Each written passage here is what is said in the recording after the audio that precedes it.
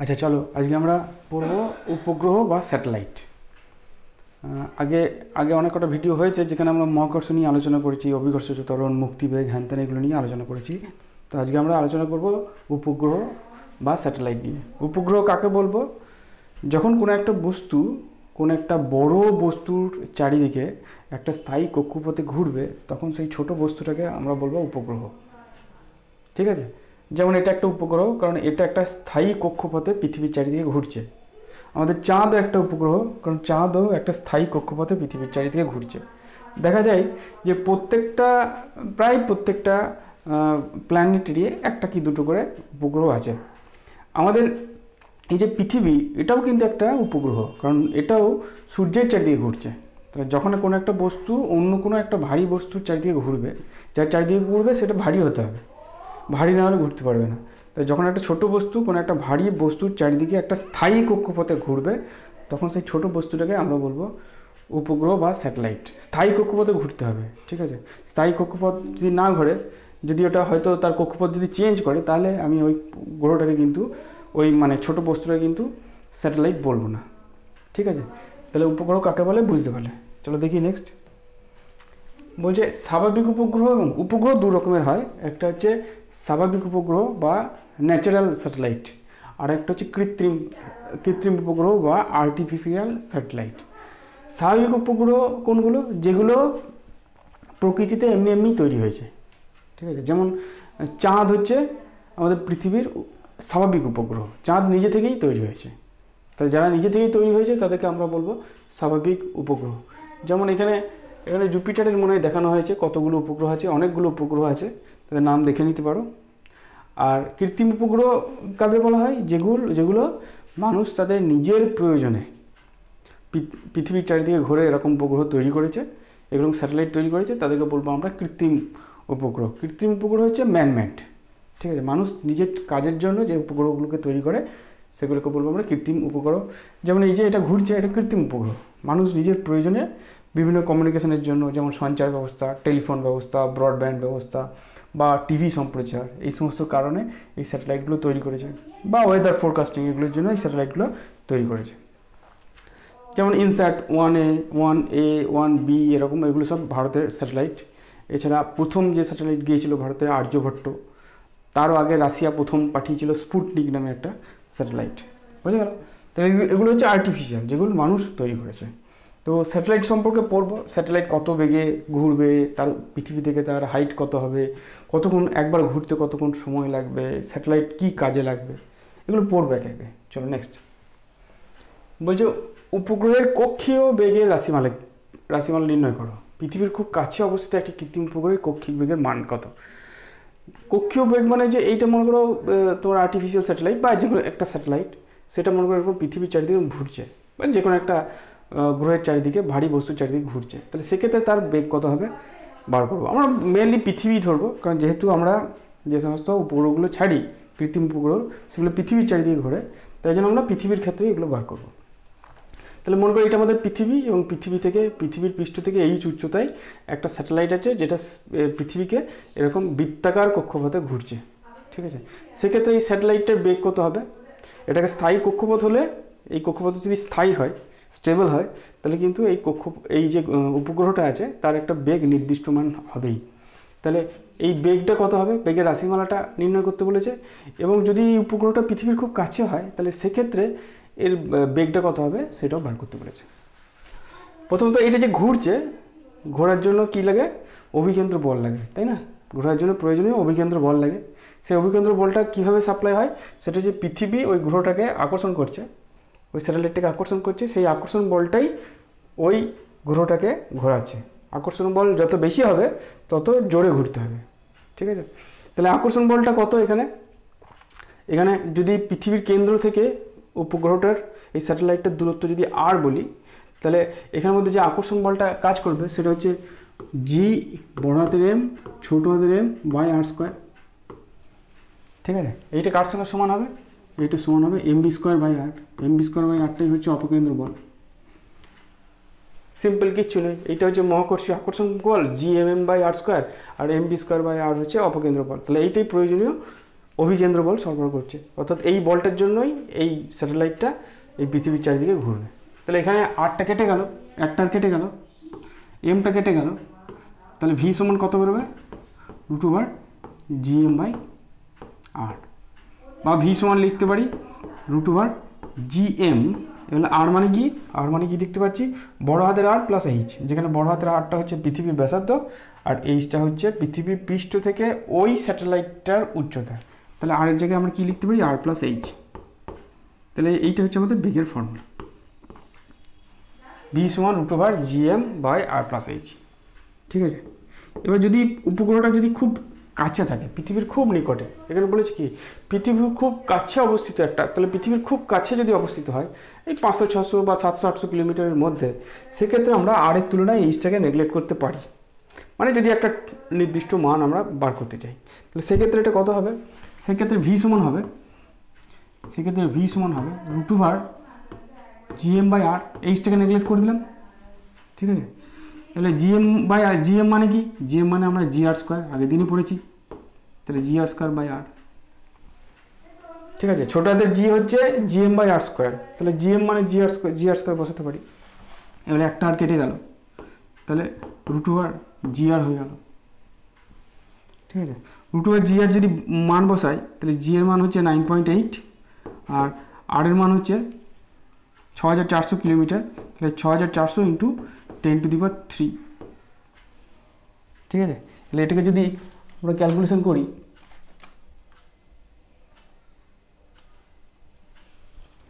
তাহলে দেখব ওই 7920 মিটার/সেকেন্ড আসবে, তার মানে হবে 7.9 কিলোমিটার/সেকেন্ড। ঠিক আছে, তাহলে পৃথিবীর খুব কাছে যদি কোনো স্যাটেলাইট থাকে, তাহলে তার কক্ষীয় বেগ হবে 7.9 কিলোমিটার/সেকেন্ড। আর যদি কোনো হাইট বলে দেয়, সেক্ষেত্রে আমাকে এই ফর্মুলাটাকে ব্যবহার করতে হবে, ভি সমান √GM/r+h। ঠিক আছে, নেক্সট চলো দেখি। বলি যে কক্ষীয় বেগ ও মুক্তিবেগের মধ্যে সম্পর্ক প্রতিষ্ঠা করো।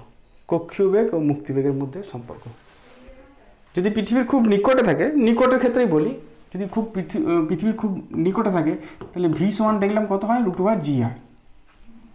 আর মুক্তিবেগের আমরা রাশিমালা আগের দিনই পেয়েছি, সেটা হচ্ছে √2GR। তাহলে আমরা বলতে পারি VE = √2/v। তাহলে এইটাই হচ্ছে দুটোর মধ্যে সম্পর্ক। ঠিক আছে, তাহলে মুক্তিবেগ হচ্ছে স্যাটেলাইটের যে বেগ তার √2 গুণ বড়, অর্থাৎ কোনো স্যাটেলাইটের বেগ যা আছে তার থেকে যদি √2 গুণ বেড়ে যায়, তাহলে কিন্তু সে আর ওই পৃথিবীকে চারিদিকে ঘুরবে না, সে পৃথিবীর কক্ষপথ ছেড়ে বেরিয়ে চলে যাবে। কারণ মুক্তিবেগ যদি লাভ করে, সে পৃথিবী পৃষ্ঠের মানে পৃথিবীর আকর্ষণ বলের বাইরে চলে যাবে, পৃথিবীর মহাকর্ষ ক্ষেত্রের বাইরে চলে যাবে। তাহলে এইটাই হচ্ছে মুক্তিবেগ আর কক্ষীয় বেগের মধ্যে সম্পর্ক। মনে রাখবে, মুক্তিবেগ কক্ষীয় বেগের থেকে √2 গুণ বড়।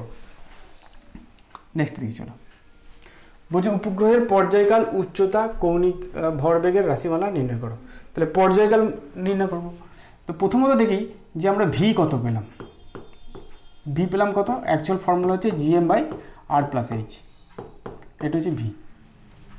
ঠিক আছে, বা GM/ ছোটো হাতের আর, এটাকে এভাবে লিখতে পারি √GM/ ছোটো হাতের আর, এটা হচ্ছে ভি। তাহলে আমাকে কী দিয়েছে পর্যায়কাল। পর্যায়কাল মানে এরকমভাবে একবার ঘুরতে তার কতক্ষণ সময় লাগে। তো আমরা টি বার করতে পেরেছি। টি মানে কী করে পাবো, টি মানে হচ্ছে সময়, সময় মানে হচ্ছে দূরত্ব বাই বেগ। ঠিক আছে, একবার ঘোরা মানে হচ্ছে 2πr দূরত্ব বাই বেগ হচ্ছে ভি। তাহলে টি কী করে বার করবো, 2πr হচ্ছে দূরত্ব বাই বেগ।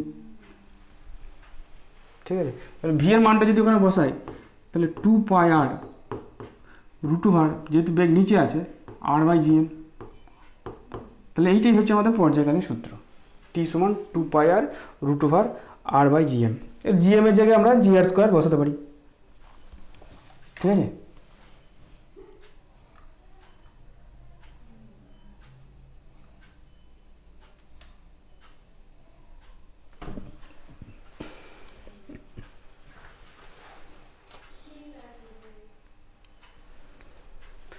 এখন যদি আমাকে জিজ্ঞেস করে যে এই স্যাটেলাইটটা পৃথিবীর খুব কাছে আছে, স্যাটেলাইটটা পৃথিবীর খুব কাছে আছে, সেক্ষেত্রে টিটা কত হবে। সেক্ষেত্রে এই যে আরটা যেটা আছে, সেই আরের জায়গায় আমরা এই আরটা তো কত হয়, আর প্লাস এইচ হয়, তো তাহলে যদি খুব কাছে থাকে তাহলে সেক্ষেত্রে এটাকে বড় হাতের আর লিখতে পারি। তাহলে স্যাটেলাইটটা খুব কাছে থাকলে সেক্ষেত্রে টিটা খুব কাছে কত হবে, 2 পাই বড় হাতের আর √r/gm। ঠিক আছে তো, এবার সরি জি আর না জিএম, এবারে জিএম মানে জি আর স্কোয়ার। তাহলে জিএম এর জায়গায় যদি জি আর স্কোয়ার বসিয়ে দিই তাহলে 2 পাই আর √1/gr, একটা তো কেটে যাবে। ঠিক আছে, তো এইটা আমরা ক্যালকুলেশন করি। তাহলে টি এর মান কত পেলাম, 2 পাই আর বাই √gr। তা বা আমি এইভাবে এটাও লিখতে পারি 2 পাই √r/g। ঠিক আছে, এই √r এই আরটা কাটবে, দিয়ে আর উপরে একটা √r আসবে।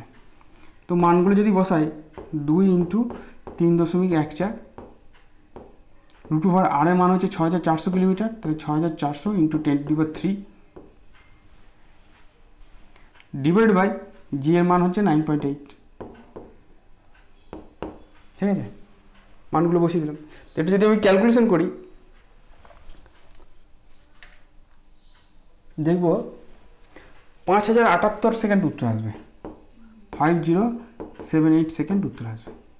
অর্থাৎ এটাকে যদি আমি ঘন্টায় করি তাহলে দেখব 1 ঘন্টা ওই 25 মিনিট মতন আসবে। তাহলে একটা স্যাটেলাইট যদি পৃথিবীর খুব কাছে থাকে সেক্ষেত্রে তার পৃথিবীকে একবার ঘুরতে ওই 1.5 ঘন্টা বা 1 ঘন্টা 25 মিনিট মতন সময় লাগবে। বুঝতে পারলে? তাহলে এই হচ্ছে আমাদের উপগ্রহের পর্যায়কাল। পর্যায়কালের মেন সূত্র হচ্ছে টি সমান 2 পাই আর √r/gm। ঠিক আছে, এটা মনে রাখবে। এটা আমরা এবার পরে কাজ লাগাবো। তাহলে পরে কি বলেছে, তোমার হাইটটা কত বার করতে বলেছে, এই হাইটটা এইচটা কত বার করতে বলেছে। ঠিক আছে, তো চলো আমরা করি। এটা একটু দেখতে অসুবিধা হবে, বুঝতে পারবে। তাহলে টি সমান কী পেলাম, 2 পাই আর √r/gm। তারপরে এটাকে লিখতে পারি 2 পাই √r³ হয়ে যাবে বাই gm। ঠিক আছে, এই আরটাকে যখন রুটের ভেতরে ঢোকাবো তখন আর স্কোয়ার রূপে ঢুকবে, তাহলে এটা r³ হয়ে যাবে। তাহলে আমাদের এই আরটাকে বার করতে হবে। আরটা বার করার জন্য আমি স্কোয়ার করি, তাহলে টি স্কোয়ার সমান কত হবে, 4 পাই স্কোয়ার r³/gm। ঠিক আছে, তাহলে r³ সমান কত হবে, t square gm by 4 pi square. ঠিক আছে, 4 পাই স্কোয়ার নিচে যাবে, জিএমটা উপরে চলে যাবে। তাহলে r সমান কত হবে, t square gm by 4 pi square ⁻⁻⁴। ঠিক আছে, এখানে এই জিএম এর জায়গায় জি আর স্কোয়ার বসাতে পারি। তাহলে r = কত হবে, টি স্কোয়ার জিএম এর জায়গায় বসিয়ে দিলাম g r square by 4 pi square ⁻⁻⁴। এবার আর মানে কি, আর মানে হচ্ছে r+h, t square g r square by 4 pi square ⁻⁻⁴। তাহলে এই সমান কত হবে, t square g r square by 4 pi square ⁻⁻⁴ minus. তাহলে এইটি হচ্ছে উচ্চতার ফর্মুলা। ঠিক আছে, একটু দেখে একটু খটোমটো লাগবে, কিন্তু এটাকে মনে রাখতে হবে। তুমি এটা মনে রাখতে পারবে, পরপর যদি তুমি ক্যালকুলেশন করে যাও তাহলে তুমি মনে রাখতে পারবে। আশা করি মনে হচ্ছে এখানে দাগ আসছে, কিন্তু এটা বুঝতে পারছো। ঠিক আছে, তাহলে হাইট বার করলাম কি, t square g r square by 4 pi square ⁻⁻⁴ minus r। এইটা হচ্ছে স্যাটেলাইটের হাইট, উচ্চতা। আর কি দিয়েছে এখানে, আর কি বার করতে বলেছে, উচ্চতা কৌণিক ভরবেগ। ঠিক আছে, কৌণিক ভরবেগ বার করতে বলেছে। চলো, কৌণিক ভরবেগটা এখানে করা যাবে, ছোট বড় জায়গা বেশি লাগবে না। কৌণিক ভরবেগ কি, কৌণিক ভরবেগ হচ্ছে mv0r vr mvr। ঠিক আছে, এটা হচ্ছে কৌণিক ভরবেগ mvr। তাহলে ভি এর মানটা ওখান থেকে বসিয়ে দিলেই হয়ে যাবে। তো ভি এর মানটা যদি আমরা বসাই তাহলে এমটা থাকলো, ভি এর মান হচ্ছে root over g m by r, ঠিক আছে, ভি এর মান হচ্ছে g m root over g m by r into r. তাহলে এম এই রুট আর এই আরটা কাটবে, দিয়ে রুট আর থাকবে, তাহলে রুট ওভার জি বড় হাতের আর আর একটা ছোট হাতের আর, তাহলে এইটাই হচ্ছে কৌণিক ভরবেগ এম জি এম আর। এমটাকে ভেতরে ঢুকিয়ে ভালো দেখার জন্য এমটাকে এম স্কোয়ার করতে পারি, কিন্তু এইটাই হচ্ছে কৌণিক ভরবেগের রাশিমালা। তাহলে এইটা হচ্ছে প্রথমত এইটা হচ্ছে বেগের রাশিমালা, ভালো করে মনে রাখবে, জি এম বাই আর, ঠিক আছে। এইটা হচ্ছে টি এর রাশিমালা,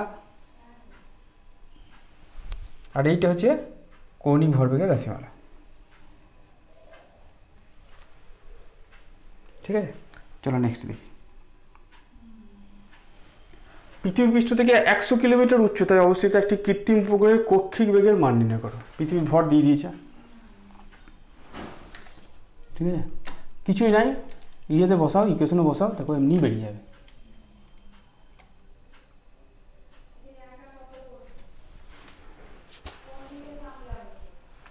তবে এখানে হাইটটা খুব ছোট্ট আছে, আমি হাইটটাকে বাড়িয়ে দিই, এটাকে 1000 করে দিই, 1000 কিলোমিটার উপরে আছে। 100 কিলোমিটার উপরে কোনো স্যাটেলাইটকে রাখা যাবে না, সেটা কোনো কাজেরও হবে না, কিছুই হবে না। তো আমি করে দিই কি, এটা 1000 কিলোমিটার উপরে আছে, তো সেক্ষেত্রে মান কত হবে, তো কৃত্রিম উপরে কক্ষীয় বেগের রাশিমালা, তাহলে কক্ষীয় বেগের কত হয়, রাশিমালা হচ্ছে root over g m by r, এটা হচ্ছে ফর্মুলা, বা এটাকে লিখতে পারি root over g m by r plus h, ঠিক আছে। ভি সমান root over g f by r plus h. এবং মানগুলো সব জি এর মানটা জানি, রুট মান জি এর মান হচ্ছে 6.67 ইন্টু 10⁻⁻11। এটা করতে করতে এগুলো যত প্র্যাকটিস করবে না, দেখবে মুখস্থ হয়ে যাবে। এম এর মানটা পৃথিবী ভর দিয়ে দিয়েছে 6 ইন্টু 10⁻24 কেজি, ঠিক আছে। আটটা কাটতো, আটটা হচ্ছে 6400 কিলোমিটার, পৃথিবীর যে ব্যাসার্ধ সেটা হচ্ছে 6400 কিলোমিটার, তার সঙ্গে 1000 কিলোমিটার যদি যোগ করি তাহলে 7400 কিলোমিটার হবে, তাকে মিটার করলে এখানে 10⁻³ আসবে, ঠিক আছে। এবার এটাকে যদি আমরা ক্যালকুলেশন করি দেখব 7364 মতন আসবে, 7364, এটা 7300 মতন আসবে মিটার পার সেকেন্ড, তার মানে অ্যাকচুয়ালি 7.3 কিলোমিটার পার সেকেন্ড এরকম আসবে, ঠিক আছে। বেশ, কক্ষীয় বেগের মান নির্ণয় করো, উচ্চতা অবস্থিত কৃত্রিম উপগ্রহে কক্ষীয় বেগের মান। আচ্ছা, এটা যদি আমাকে জিজ্ঞেস করতো যে এর ক্ষেত্রে পর্যায়কালটা কত, নিশ্চয়ই বার করতে পারতে। যদি পর্যায়কাল জিজ্ঞেস করতো তাহলে পর্যায়কালটা আমরা এইভাবে বার করতে পারতাম, 2πr/v, ঠিক আছে। এটা দিয়ে বার করতে পারতাম, এটা দিয়ে সোজা, বা সরাসরি আমরা এই ভি এর ফর্মুলা দিয়ে, ভি আমরা অ্যাকচুয়াল সূত্রটা কি, অ্যাকচুয়াল সূত্র হচ্ছে, যদি আমাকে ভি বার না করতাম তাহলে টি এর সূত্র হচ্ছে 2πr রুট ওভার এইটার উল্টো r/gm, তাই তো, এটা সূত্র। কিন্তু আমি যেহেতু এটা বার করে নিয়েছি, ভিটা বার করে নিয়েছি, তাহলে আমার কী দরকার আছে, তাহলে 2πr/v দিয়ে করে দিই, তাহলে 2 ইন্টু 3.14 ইন্টু আটটা কত, আটটা হচ্ছে 7400 ইন্টু 10⁻³ ডিভাইড বাই ভিটা কত বেরিয়েছে 7300, ঠিক আছে। এটা যদি আমি বার করি দেখব 6297 সেকেন্ড, 6297 সেকেন্ড উত্তর আসবে। মানে কত, ওই প্রায় 36×72, 1 ঘন্টা 1.5 ঘন্টা, ওই 1 ঘন্টা 40 মিনিট মতন সময় লাগবে। এই স্যাটেলাইটটার পর্যায়কাল হচ্ছে 1 ঘন্টা 40-45 মিনিট এরকম লাগবে, 6297 সেকেন্ড এক পাক ঘুরতে। ব্যাস, চলো নেক্সট। 250 কিলোমিটার উচ্চতায় অবস্থিত, খুব কাছেই আছে, এটা নিজে করো, কিছু নাই সেরকম।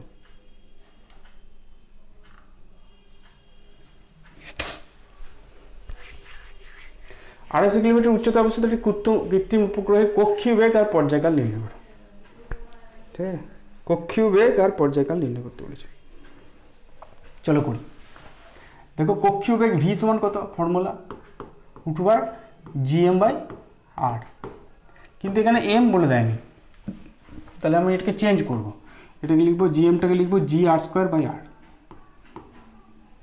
ঠিক আছে, মানগুলো বসাই।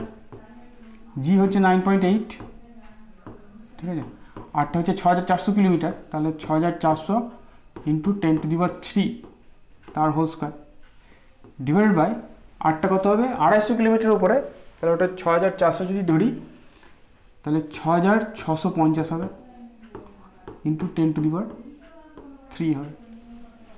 ঠিক আছে, যেহেতু এইচটা হচ্ছে 250 কিলোমিটার, তাই না, এইচটা তো দিয়েছে 250 কিলোমিটার, তাহলে এইচটা হচ্ছে 250 কিলোমিটার দিয়েছে, তাহলে ছোটো হাতের আরটা কত হবে বড় হাতের আর প্লাস এইচ। ঠিক আছে, তাহলে যদি ওটা যোগ করে দিলেই ওই 6650টা চলে আসবে, তাহলে 6400 প্লাস 250, তার মানে 6650 কিমি। আমি ওটাকে মিটারে করা আছে, তাহলে এটাকে যদি আমরা বার করি, ঠিক আছে, যেটা আমরা এখানে বলবো সেটা কিন্তু অ্যাপ্রক্সিমেশন, তোমাদের একটুখানি এদিক ওদিক হতে পারে। তো যেটা এখানে যেটা আসবে সেটা হচ্ছে 7.76 ইন্টু 10⁻³ মিটার পার সেকেন্ড, তার মানে আসবে 7.76 কিলোমিটার পার সেকেন্ড। ঠিক আছে, এটি হচ্ছে তার কক্ষীয় বেগ। পর্যায়কাল কী করে বার করবো, আগের মতোই বার করবো, টি সমান 2πr/v, 2πr/v, তাহলে 2 ইন্টু 3.14, আটটা হচ্ছে 6650 ইন্টু 10⁻³ ডিভাইডেড বাই ভিটা পড়েছি কত 7.76 ইন্টু 10⁻³। ঠিক আছে, তো এটাকে ক্যালকুলেশন করবো আমরা।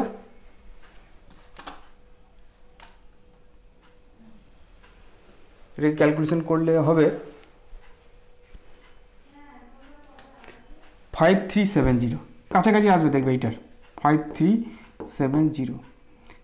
কাছাকাছি কেন বলছি, কারণ আমার বইয়ের যেটা করে দেওয়া আছে সেখানে পৃথিবীর এই যে আটটা, ওই আটটা 6400 কিলোমিটার ধরে নাই, 6380 কিলোমিটার ধরা আছে। ঠিক আছে, 20 কিলোমিটার কম ধরা হয়েছে, তাহলে 20 কিলোমিটার কম ধরলে এখানে একটু ডাটাটা এদিক ওদিক চেঞ্জ হতে পারে। তোমাদের যদি না বলে দেয়, কোথাও যদি না বলে দেয় আর এর মান 6400 কিলোমিটার ধরবে, কোনো অসুবিধা নেই। নেক্সট, পৃথিবীর খুব কাছে অবস্থিত একটি কৃত্রিম উপগ্রহের পর্যায়কাল নির্ণয় করো। এটা আমরা করে দিয়েছি আগে।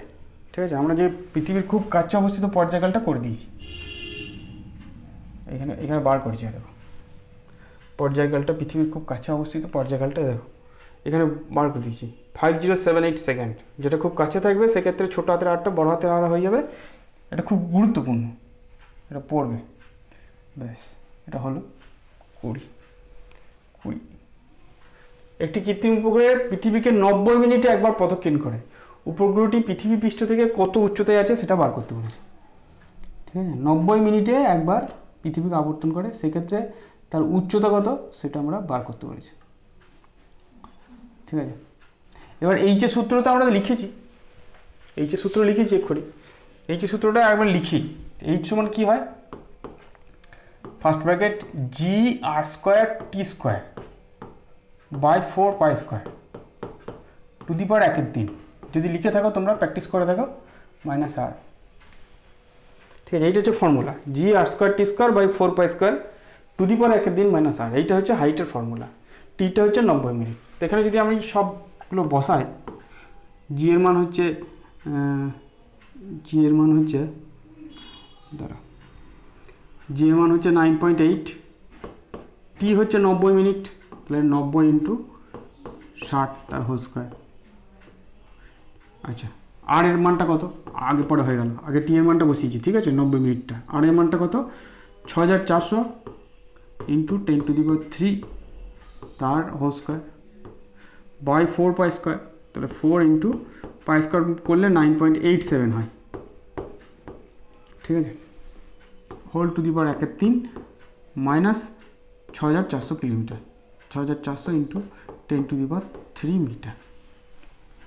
ঠিক আছে, তো এটাকে ক্যালকুলেশন করবে, ক্যালকুলেটর ছাড়া সম্ভব নয়, তোমরা অবশ্যই এটাকে ক্যালকুলেশন করবে। ক্যালকুলেশন করে এটা যেটা আসবে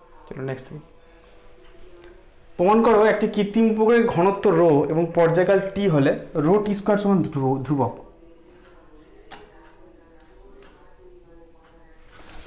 ঠিক আছে,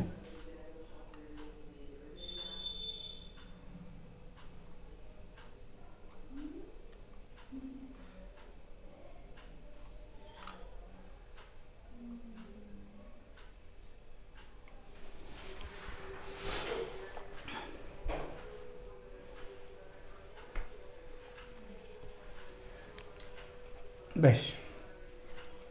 প্রমাণ করা একটি কৃত্রিম উপগ্রহের ঘনত্ব রো এবং পর্যায়কাল টি হলে রো টি স্কোয়ার ধ্রুবক।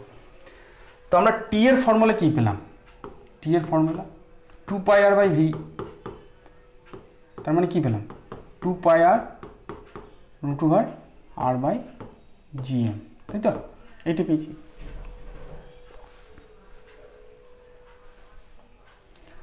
তো এটাকে যদি স্কোয়ার করে দিই, তাহলে টি স্কোয়ার যদি করে দিই, তাহলে পাবো 4π², এটা আর স্কোয়ার, এখানে একটা আর বেরোবে, তাহলে r³/gm। ঠিক আছে, তাহলে এমটা কি? এমটা হচ্ছে এই বড় যে গ্রহটা আছে তার ভর, তাহলে সেটাকে মান এখানে বসিয়ে দিতে পারি, 4π² r³/g। এম এর মান হচ্ছে, এম মানে হচ্ছে আয়তন ইন্টু ঘনত্ব। আয়তন কত? 4/3 পাই বড় হাতের r³ ইন্টু রো, ছোটো হাতের r³ কিন্তু নয়, কারণ আমাদের এই যে বড় যে পৃথিবীর ব্যাসার্ধটা কিন্তু আর, বড় হাতের আর, তাহলে তার আয়তন হবে 4/3 পাই r³ ইন্টু রো। ঠিক আছে, এখানে 4 আর এই 4টা কেটে যাবে, পাইটা কেটে যাবে, একটা পাই। তাহলে আমি যদি রো টি স্কোয়ার বার করি, যদি রো টি স্কোয়ার বার করি, এই 3টা উপরে যাবে, 3টা উপরে গেলে 3π r³ উপরে থাকলো উপরে, আর নিচে কি পড়ে আছে? নিচে পড়ে আছে জি বড় হাতের r³।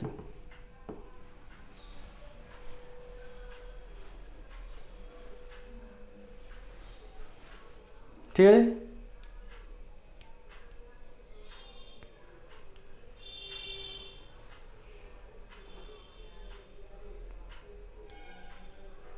দেখো এগুলো সব কনস্ট্যান্ট। 3π, আরটা তো গ্রহটার উচ্চতা, ঠিক আছে, গ্রহটার r+h। এবার যদি উপগ্রহটা যদি পৃথিবীর খুব কাছে থাকে, তাহলে এটাতে 3π/r³ আমি লিখতে পারি, বাই gr³ লিখতে পারি, r³ কেটে গেলে 3π/g আসবে, এটা তো কনস্ট্যান্ট। অতএব রো টি স্কোয়ার সমান প্রমাণিত। ঠিক আছে,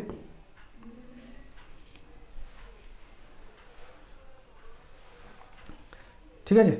এখানে যদি আমি আরটাকে আর নাম লিখতাম, এটা অলমোস্ট ইকুয়াল টু বড় হাতের আর, যদি কাছে থাকে, গ্রহটি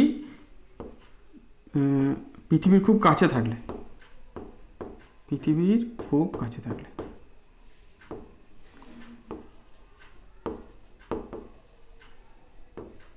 ছোট হাতের আর সমান হচ্ছে বড় হাতের। ঠিক আছে, আর কাছে না থাকলে অসুবিধা নাই, যদি এই ফর্মুলাটা লিখতাম, আরটা তো কনস্ট্যান্ট, সব কটাই কনস্ট্যান্ট হয়ে যেত, দিয়ে রো টি স্কোয়ার সমান ধ্রুবক হয়ে যেত। চলো নেক্সট দেখি।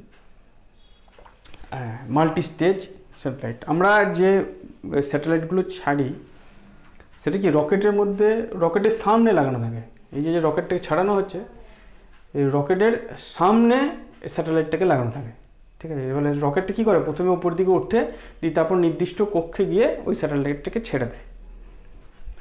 তো এই স্যাটেলাইটগুলোকে বলা হয় মাল্টি স্টেজ স্যাটেলাইট। কারণ আমরা জানি যে কোনো বস্তুকে যদি আমি পৃথিবী মহাকর্ষ ক্ষেত্রের বাইরে নিয়ে যেতে চাই, তাহলে আমাকে প্রতি সেকেন্ডে 11.2 কিলোমিটার বেগ দিতে হবে।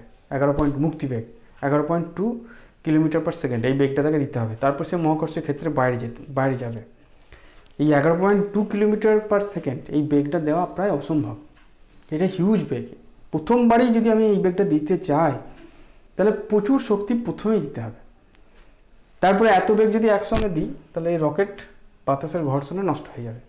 ওই জন্য কী করা হয়, মাল্টি স্টেজ রকেট তৈরি করা হয়। মাল্টি স্টেজ রকেটের কাজ কি হয়, মাল্টি স্টেজ রকেট হচ্ছে যে রকেটটা কিছু দূর ওঠার পর এর একটা স্টেজ থেকে একটা স্টেজ খুলে পড়ে। এই স্টেজে কিছু হাইড্রোজেন গ্যাস থাকে বা কিছু, ঠিক আছে। এবার যখন রকেট ওঠে তোমরা দেখেছো নিশ্চয়ই যে প্রচুর জ্বালানি নিচের দিকে নামে, নিউটনের থার্ড ল অনুযায়ী রকেটটা তখন উপরের দিকে ওঠে। এবং যখন রকেটটা কিছু দূর উঠে যায় তখন সবথেকে বেশি জ্বালানি খরচ হয়। কারণ পৃথিবীর আকর্ষণের ক্ষেত্রের মধ্যে সবচেয়ে বেশি আকর্ষণ পৃথিবীর নিচের দিকে। তাই জন্য রকেটটাকে প্রথমে কিছু দূর পর্যন্ত উঠতে সবথেকে বেশি টাইম লাগে, 100-200 কিলোমিটার পর্যন্ত। তাহলে প্রথমে এই ফার্স্ট স্টেজের এই যে জ্বালানিটা প্রথমে ওই 100-200 কিলোমিটার যেতে যেতে শেষ হয়ে যায়, তখন এই ফার্স্ট স্টেজটা খুলে পড়ে। এরপরে সেকেন্ড স্টেজ, তারপরে থার্ড স্টেজ, তারপরে এটা থার্ড স্টেজে গিয়েই শেষ হয়ে যায়। থার্ড স্টেজে গিয়ে রকেটটা থাকে, স্যাটেলাইটটা থাকে, স্যাটেলাইটটা নির্দিষ্ট কক্ষপথে গিয়ে ছেড়ে দেয়। তাহলে এই হচ্ছে মোটামুটি একটা রকেটের কার্যনীতি। আমরা এখানে কার্যনীতিটা শিখব যে দুটো স্টেজে, ভালো করে শুনবে, দুটো স্টেজে রকেটের কার্যনীতি শুনবো। এমনিতে 3টে স্টেজ থাকে। দুটো স্টেজ কী করে, রকেটটাকে উপরে ওঠায়, আর লাস্টের স্টেজটা কী করে, রকেটটাকে একটা ওই তার স্থির কক্ষপথের বেগটা দেয়, ঠিক আছে। তাহলে আমরা এখানে দুটো স্টেজ শিখবো। কীরকম স্টেজ,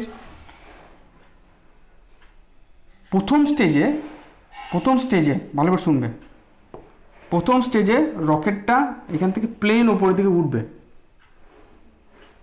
এবং তারপরের স্টেজে রকেটটা ওই স্যাটেলাইটটাকে একটা এরকম অনুভূমিক বেগ দেবে। এটা হচ্ছে 2 স্টেজ স্যাটেলাইট। যদিও এরকম হয় না, রকেটটা অ্যাকচুয়ালি এরকম বেঁকে যায়। তাকে যে বেগটা দেওয়া হয় তাকে প্রথমে একটা উল্লম্ব বেগের সঙ্গে সঙ্গে সামান্য একটু করে অনুভূমিক বেগ দেওয়া হয়। তাহলে এইদিকে উল্লম্ব বেগের সঙ্গে সামান্য একটু তাকে অনুভূমিক বেগ দিয়ে একটু ঘুরিয়ে তাকে নির্দিষ্ট কক্ষপথে স্থানান্তরিত করা হয়। কিন্তু আমরা যদি ওভারঅল পিকচারটা দেখি, তাহলে আমি বলতে পারি যে রকেটটার প্রথমে কিছু দূর উল্লম্ব বেগ গেল, তারপর অনুভূমিক বেগ গেল, যে বেগটা ওই স্যাটেলাইটটাকে তার নির্দিষ্ট কক্ষপথে যে বেগ দরকার সেই বেগটা সরবরাহ করলো, ঠিক আছে, বুঝতে পারা গেল। এটাকে বলো 2 স্টেজ, কিন্তু 2 স্টেজের হয় না, 3 স্টেজের হয়। এবং প্রত্যেকটা স্টেজেই কিছুটা উল্লম্ব বেগ, কিছুটা অনুভূমিক বেগ থাকে, এবং আস্তে আস্তে রকেটটা ওই স্যাটেলাইটটাকে তার নির্দিষ্ট কক্ষপথে নির্দিষ্ট বেগে, ঠিক আছে, স্থাপন করে। যে তারপরে রকেটটা তো বিভিন্ন স্টেজে বিভিন্ন অংশ নষ্ট হয়ে গেছে, যেগুলো নষ্ট হয়ে যায় সেগুলো সব পৃথিবীতে পড়ে যায়, বেশিরভাগ ক্ষেত্রে সমুদ্রের উপর পড়ে। তো আমাদের এখানে কোশ্চেনটা কি দিয়েছে, 2টি পর্যায়ের একটি উপগ্রহ উৎক্ষেপের প্রথম পর্যায়ের উপগ্রহটি 150 কিলোমিটার নিয়ে যায় এবং দ্বিতীয় পর্যায়ে উপগ্রহটি সংকট বেগ প্রদান করে। কোন পর্যায়ে বেশি জ্বালানি খরচ হবে, ঠিক আছে। তো দুটো স্টেজের স্যাটেলাইটের অঙ্ক, যেখানে ফার্স্ট স্টেজটা কী করছে, ফার্স্ট স্টেজটা ওকে 150 কিলোমিটার পর্যন্ত নিয়ে যাচ্ছে, এবং সেকেন্ড স্টেজটা কী করছে, তাকে ওই স্যাটেলাইটটাকে নির্দিষ্ট একটা বেগ, ওই সংকট বেগ যেটা হয় সেই বেগটা প্রদান করছে। তাহলে সেকেন্ড থেকে আমাকে জিজ্ঞেস করেছে যে কোন পর্যায়ে বেশি জ্বালানি খরচ হয়। তো চলো অঙ্কটা করি। তাহলে প্রথম ক্ষেত্রে প্রথম পর্যায়ে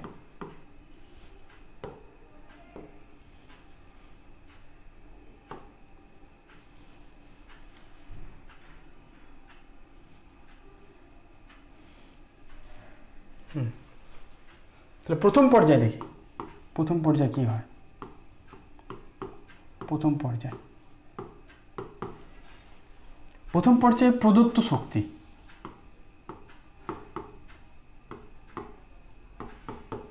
ঠিক আছে।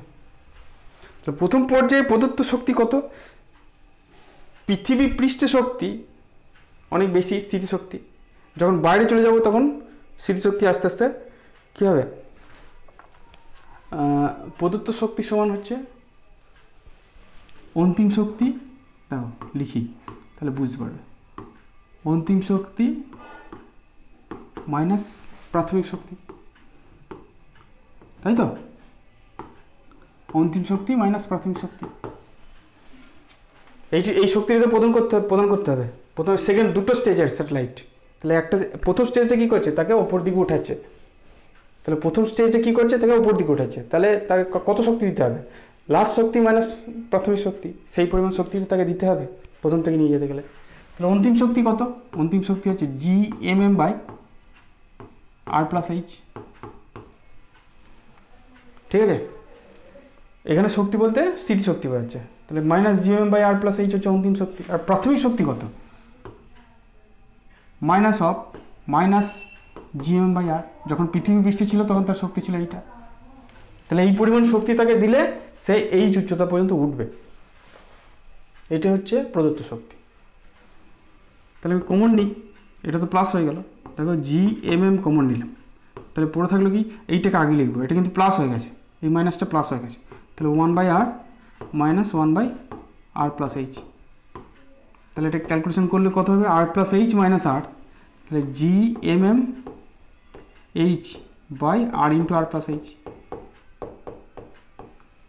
তাহলে এই পরিমাণ শক্তি দিলে সে এই উচ্চতায় উঠবে।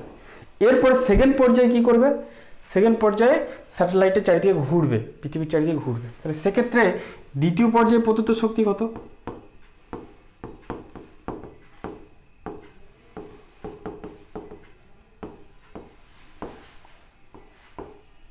সেটা হচ্ছে ½ mv², তাহলে ½ mv² হচ্ছে Gm/r, v মানে হচ্ছে √Gm/r, v² হচ্ছে Gm/r+h, তাহলে Gmm/2 × r+h, তাহলে এইটা হচ্ছে ফার্স্ট স্টেজ, সেটা শক্তি প্রদত্ত শক্তি হচ্ছে E1, এটা হচ্ছে দ্বিতীয় শক্তি, এটাকে বললাম E2। তাহলে যদি E1/E2 করি,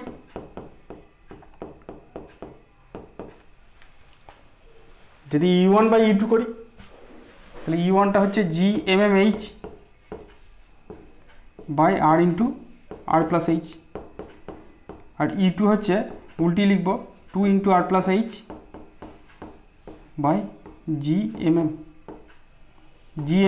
Gmm কেটে গেল, r+h কেটে গেল, তাহলে 2h/R,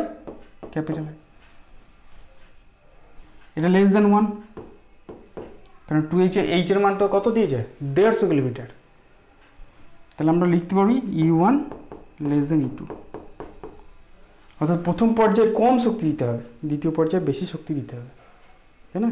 তাহলে প্রথমে উল্লম্বভাবে যখন উঠাচ্ছি তখন আমার কম শক্তি লাগবে, অনুভূমিক ঘোরাতে তাকে বেশি শক্তি প্রয়োগ করতে হবে, বেশি শক্তি সরবরাহ করতে হবে। চলো নেক্সট দেখি, ভূ সমলয় উপগ্রহ কাকে বলে, জিওস্টেশনারি স্যাটেলাইট। দু ধরনের স্যাটেলাইট হয়, একটা হচ্ছে জিওস্টেশনারি, যেটা নিরক্ষীয় তলে ঘুরে, এই যে নিরক্ষীয় তলে যেটা ঘুরছে এটা হচ্ছে জিওস্টেশনারি স্যাটেলাইট। এবং এই জিওস্টেশনারি স্যাটেলাইটের বৈশিষ্ট্য হচ্ছে যেটা পৃথিবীর সঙ্গে ঘোরে, অর্থাৎ পৃথিবীর যে পর্যায়কাল, এই জিওস্টেশনারি স্যাটেলাইটের পর্যায়কালও সেম, অর্থাৎ পৃথিবীর যেমন তার অক্ষের চারিদিকে একবার ঘুরতে 24 ঘন্টা সময় লাগে, এই জিওস্টেশনারি স্যাটেলাইটেরও পৃথিবীর চারিদিকে একবার ঘুরতে ওই 24 ঘন্টা সময় লাগে। অর্থাৎ কোনো একটা জায়গা থেকে যদি আমি এই স্যাটেলাইটটাকে দেখি, এই স্যাটেলাইটটাকে সর্বদা স্থির মনে হবে, অর্থাৎ যে স্যাটেলাইট, যে উপগ্রহ নিরক্ষীয় তলে পৃথিবীর যা কৌণিক বেগ সেই সমকৌণিক বেগে ঘোরে, তাদেরকে বলা হয় ভূ সমলয় উপগ্রহ। পৃথিবীর কোনো স্থান থেকে ভূ সমলয় উপগ্রহকে দেখলে সেটি সর্বদা স্থির মনে হয়, ঠিক আছে। এবার পৃথিবী থেকে উচ্চতা বার করতে বলেছে ভূ সমলয় কক্ষপথের, তো আমরা উচ্চতা ফর্মুলা জানি, উচ্চতা formula h = t²g r²/4π²⁴ to the power 1/3। যদি মনে না থাকে আবার দেখে নেবে, এইটা হচ্ছে formula t square g r square by 4π² প্রতি বার একের দিন। তো এটা মানগুলো বসায়, টি স্কোয়ার হচ্ছে 24 ঘন্টা, তাহলে 24 ইন্টু 3600 তার স্কোয়ার। জি এর মান হচ্ছে 9.8, আর এর মান হচ্ছে 6400 ইন্টু 10⁻³ তার স্কোয়ার ডিভাইডেড বাই 4π², 4 ইন্টু 9.87 -8 তো আছেই, আর এর মান এখন বসালাম না। এইটা যদি ক্যালকুলেশন করি তাহলে দেখবো 42,330 আসবে, 42,330 কিলোমিটার, এত কিলোমিটার আসবে। ঠিক আছে, কিলোমিটার আসবে, আর ভালো করে দিই, ইন্টু 10⁻³ আসবে মিটারে, -6400 ইন্টু 10⁻³ মিটারেই করে দিলাম। তো এটা যদি বিয়োগ করি তাহলে দেখবো 35,930 ইন্টু 10⁻³ মিটার আসবে, তার মানে আসবে 35,930 কিলোমিটার, বা এটাকে প্রায় অ্যাপ্রক্সিমেট করতে পারি 36,000 কিলোমিটার। ঠিক আছে, তাহলে একটা জিওস্টেশনারি স্যাটেলাইট বা ভূসমলয় উপগ্রহ পৃথিবীর পৃষ্ঠ থেকে প্রায় 36,000 কিলোমিটার উপরে আছে। ঠিক আছে, এবার এই জিওস্টেশনারি স্যাটেলাইটের কাজ কি?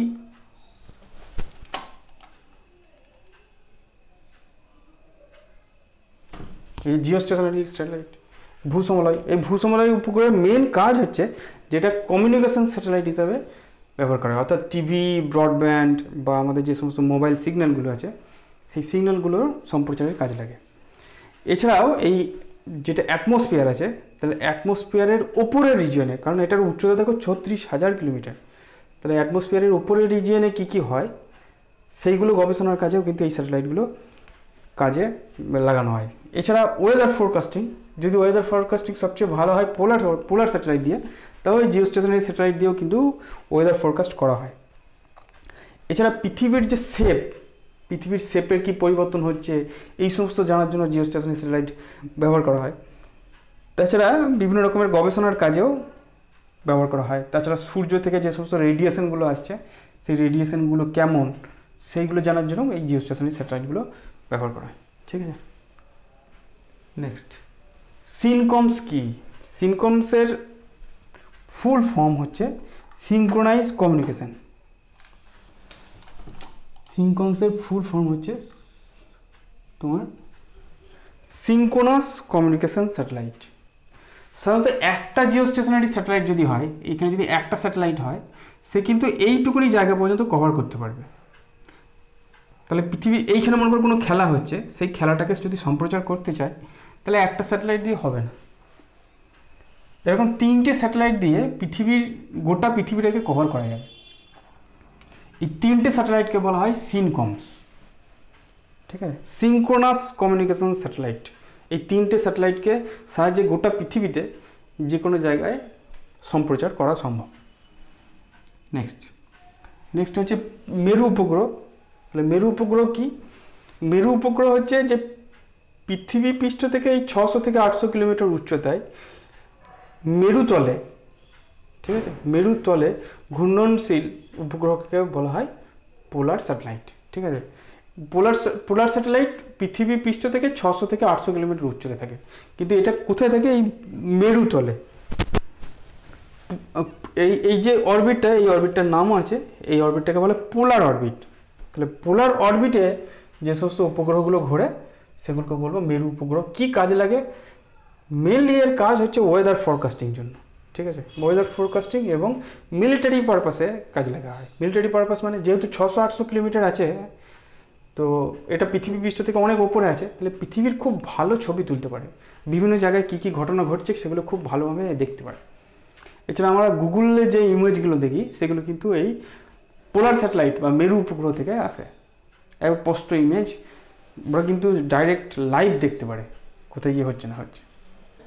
আচ্ছা, এবার আমরা দেখব যে এই যে স্যাটেলাইটগুলো পৃথিবীর চারিদিকে ঘুরছে, এই স্যাটেলাইটগুলোর শক্তি কেমন। শক্তি বলতে এর গতিশক্তি, এর স্থিতিশক্তি, এর মোট শক্তি কত সেগুলোকে আমরা বার করব। ঠিক আছে, দেখাও যে পৃথিবীর কেন্দ্র থেকে আর দূরত্বে প্রদক্ষিণরত একটি কৃত্রিম উপগ্রহের শক্তি হচ্ছে -gmm/2r। তো এইটা হচ্ছে শক্তির রাশিমালা, সেটাকে আমরা প্রমাণ করব। তো এই শক্তিটা বার করার জন্য আমাদেরকে গতিশক্তি এবং স্থিতিশক্তি বার করতে হবে, এই দুটোকে যোগ করে দেখব যে মোট শক্তিটা এইটা আসছে। তো প্রথমত গতিশক্তি কত হবে? গতিশক্তি জানার জন্য ভি জানতে হবে। ভিটা আমরা জানি √gm/r। তাহলে গতিশক্তি ই কে যদি বলি, এটাকে যদি গতিশক্তি বলি, ঠিক আছে, তাহলে সেটা কত হবে? Half m v square. তাহলে ভি এর মানটা যদি এখান থেকে বসাই, তাহলে দেখো হবে জি বড় হাতের এম ছোট হাতের এম বাই 2r। ঠিক আছে, gm/r বসালাম, মানে √টা উঠে যাবে, কারণ ভি স্কোয়ার যখনই করবে gm/rই বসবে। তাহলে gm/r আর m/2 ছিল m/2 হয়ে গেল। তো এটা আমাদের গতিশক্তি। এবার স্থিতিশক্তির রাশিমালা আমরা আগে শিখেছি। স্থিতিশক্তির রাশিমালা তোমরা যদি আগের ভিডিওগুলো দেখো, সেখানে স্থিতিশক্তি ক্যালকুলেশন করা আছে। এবং স্থিতিশক্তি সেখানে আমরা জানি স্থিতিশক্তি যেটা হয় সেটা হচ্ছে জি বড় হাতের এম ছোট হাতের এম বাই আর। এটা হচ্ছে স্থিতিশক্তি। ঠিক আছে, তাহলে টোটাল শক্তি কত হবে? ই, সেটা হচ্ছে গতিশক্তি প্লাস স্থিতিশক্তি। গতিশক্তি কখনো ঋণাত্মক হয় না, দেখো ঋণাত্মক হয়নি, কিন্তু স্থিতিশক্তিটা নেগেটিভ হয়ে আছে। তাহলে ই কেটা কত? জি বড় হাতের এম ছোট হাতের এম বাই আর মাইনাস জি স্থিতিশক্তি কত, গতিশক্তি কত, এটা 2r। আর স্থিতিশক্তি কত? -gmm/r। তাহলে gmm/r। তো এটাকে যদি আমরা বিয়োগ করি, যদি কমন নিই, দেখো জি বড় হাতের এম বাই 2r যদি কমন নিই, তাহলে 1 - 2 পড়ে থাকবে। ঠিক আছে, 1 - 2, এখান থেকে 1 পড়ে থাকবে। আর যেহেতু 2টা জোর করে কমন নিয়েছে, তাহলে এখানে একটা 2 আসবে। এটা যদি ভেতরে ঢুকিয়ে দেখো 2 কেটে যাবে, gmm/r হবে। তাহলে এটা -1 হয়ে গেল। তাহলে টোটাল শক্তি ই টোটাল, ই এর যে এক্সপ্রেশনটা হবে সেটা দেখো -gmm/2r। তাহলে এইটাই হচ্ছে টোটাল শক্তি। ঠিক আছে, টোটাল শক্তিটার সঙ্গে গতিশক্তি আর স্থিতিশক্তির কি সম্পর্ক হয় সেটা আমরা একটু লক্ষ্য করব। এটা খুব গুরুত্বপূর্ণ, এটা আমাদের অঙ্ক করতে সুবিধা হয়। দেখো ইকের মানটা কত? ইকে হচ্ছে gmm/2r, আর টোটাল শক্তিটা কত? gmm/2r। তার মানে শুধুমাত্র একটা নেগেটিভের পার্থক্য। তাহলে আমরা বলতে পারি যে ই কেটা মাইনাস ই এর সঙ্গে সমান। অর্থাৎ টোটাল শক্তি যেটা বেরোবে সেটা নেগেটিভে বেরোবে, এবং সেটাকে যখনই আমি পজিটিভে করে দেবো তখনই সেটা গতিশক্তির সঙ্গে সমান হয়ে যাবে। আরেকটা দেখো স্থিতিশক্তির কি হয়, ইপিটা কি দেখতে পাচ্ছি? টোটাল যে শক্তি তার ডবল, এটাকে 2 দিয়ে গুণ করো, দেখো ইপি আসবে। তাহলে ইপি কত হবে? 2e। ঠিক আছে, তাহলে এই হচ্ছে আমাদের স্থিতিশক্তি আর গতিশক্তির সঙ্গে মোট শক্তির ফর্মুলা। এখান থেকে আরেকটা জিনিস খেয়াল করতে পারি যে এই যে ইপিটা, ই মানে হচ্ছে -কে, তাই তো? তাহলে -2e কেও লিখতে পারি।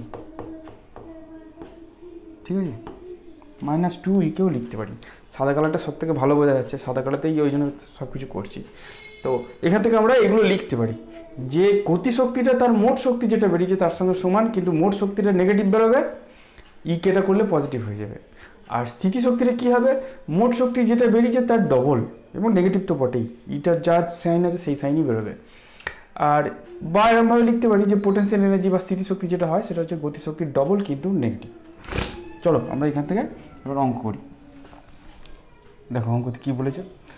তো বলেছে যে 400 কেজি ভরের একটি উপগ্রহ পৃথিবীর চারিদিকে 2re ব্যাসার্ধ নিয়ে ঘুরছে। উপগ্রহটিকে 4re ব্যাসার্ধে স্থাপিত করতে কত শক্তি লাগবে?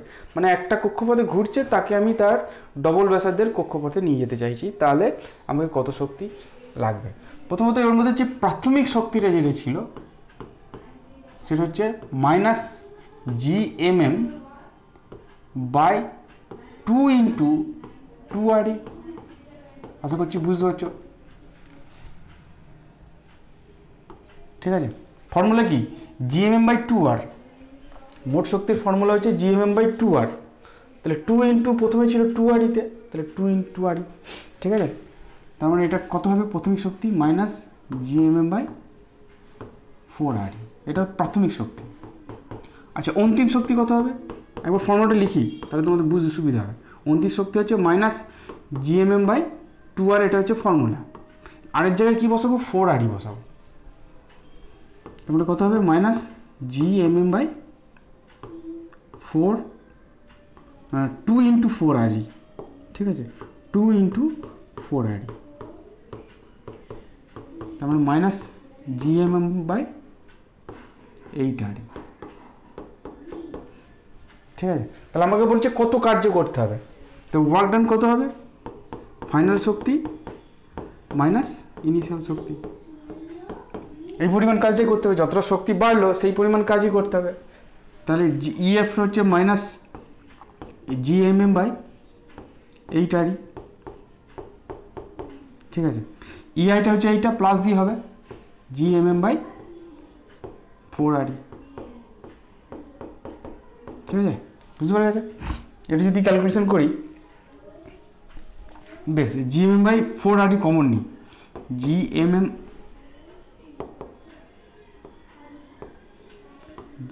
বড় হাতের M ছোট হাতের M বাই REটাকে কমন নিই, ঠিক আছে, 4REটাকে কমন নিই, তাহলে কি পড়ে থাকবে, এখানে হাফ পড়ে থাকবে, মাইনাস হাফ পড়ে থাকছে, আর প্লাস 1 পড়ে থাকছে।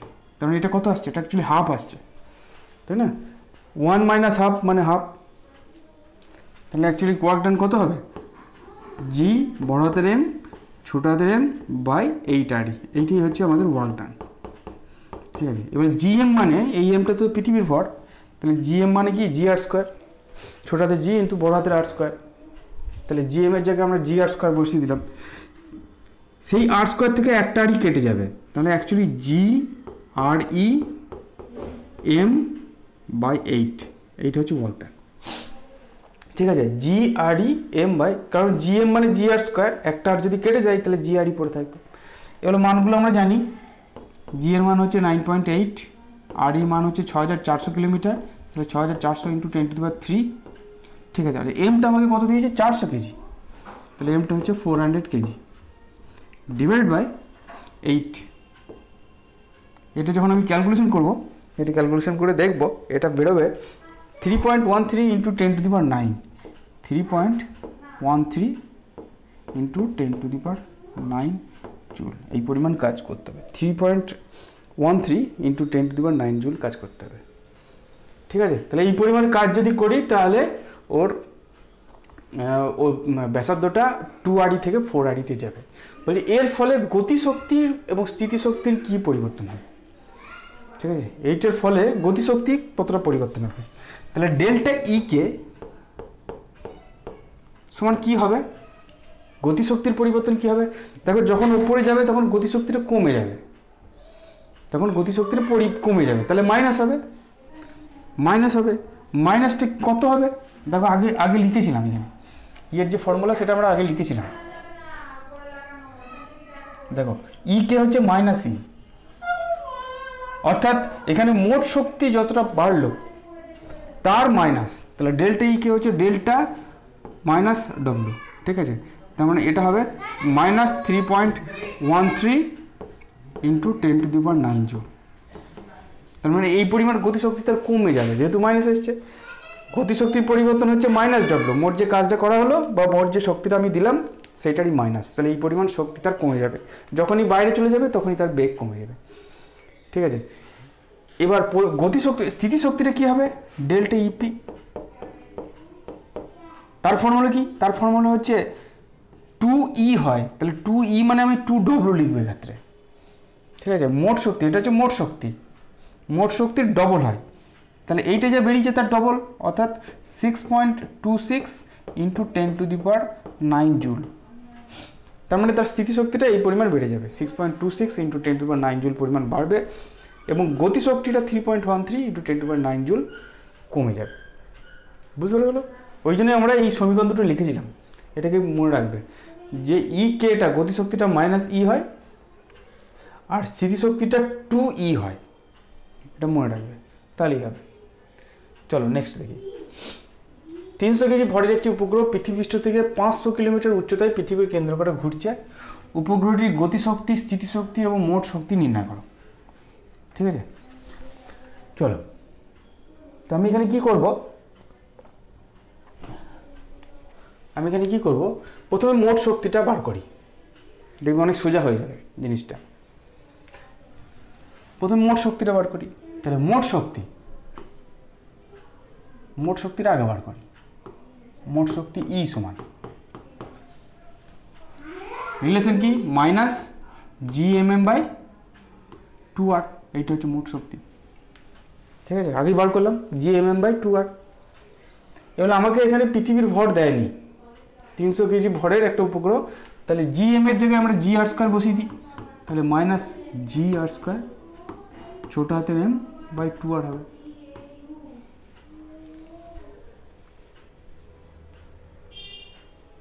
ঠিক আছে, আমাদের এখানে পৃথিবীর ভর দেয়নি, এই মানগুলো বসাই।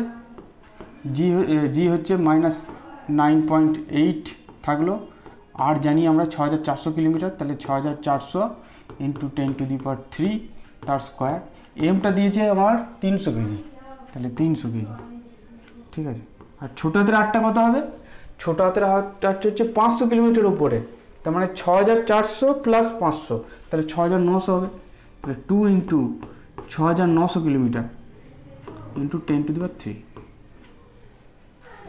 বুঝতে গেল, সামনে একটা মাইনাস আছে। আটটা কত, আটটা হচ্ছে বড় হাতের R + H, বড় হাতের R + H, বড় হাতের আরটা হচ্ছে 6400 কিলোমিটার, তার সঙ্গে আমাকে 500 কিলোমিটার যোগ করতে হবে, তাহলেই আমাদের 6900 কিলোমিটার চলে আসবে। এটি যদি আমরা ক্যালকুলেশন করি, দেখব মোট যে শক্তিটা সেটা আসবে -8.7 × 10⁹ জুল, এটা আসবে ক্যালকুলেশন করে। ঠিক আছে, একবার আমি একটুখানি চেক করে নিই। 500 কিলোমিটার উপরে 300 কেজি, ঠিক আছে, চলো। ঠিক আছে, তাহলে মোট শক্তি ইটা পেয়ে গেলাম। এবার বলেছে গতিশক্তি কত, গতিশক্তিটা কত হয়, ই কেটা মাইনাস ই এর সঙ্গে সমান হয়। তাহলে ই কত পেয়েছি, যেটা পেয়েছি তাকে মাইনাস দিয়ে গুণ করে দাও, তাহলে 8.7 × 10⁹ জুল হবে। স্থিতিশক্তিটা কত হবে, সেটা হবে +2E, তাহলে ই যত পেয়েছি তার ডবল করে দাও, এবং সেটা মাইনাসই থাকবে। Minus 7 × 14, 8 × 16, 1 × 17 × 10⁹ joule. দেখলে, তাহলে আমাকে বারবার ক্যালকুলেশন করতে হলো না, আমি একবার ক্যালকুলেশন করলাম, তাতেই আমার পুরোটা হয়ে গেল। ঠিক আছে, চলো নেক্সট দেখে যাক। বেশ, কেপলারের সূত্র আমরা পরের দিন পড়াবো। আজকে আমরা পুরোপুরি যে উপগ্রহগুলো ছিল, উপগ্রহ সংক্রান্ত যে সমস্ত ঘটনাগুলো ছিল, সেইগুলোকে আমরা ব্যাখ্যা করলাম। উপগ্রহ বেগ, তার পর্যায়কাল, তার উচ্চতা, ভূসমলয় উপগ্রহ, পোলার উপগ্রহ, এগুলো নিয়ে আলোচনা করলাম। ঠিক আছে, বেশ, ঠিক আছে, আজকে এই পর্যন্ত থাক।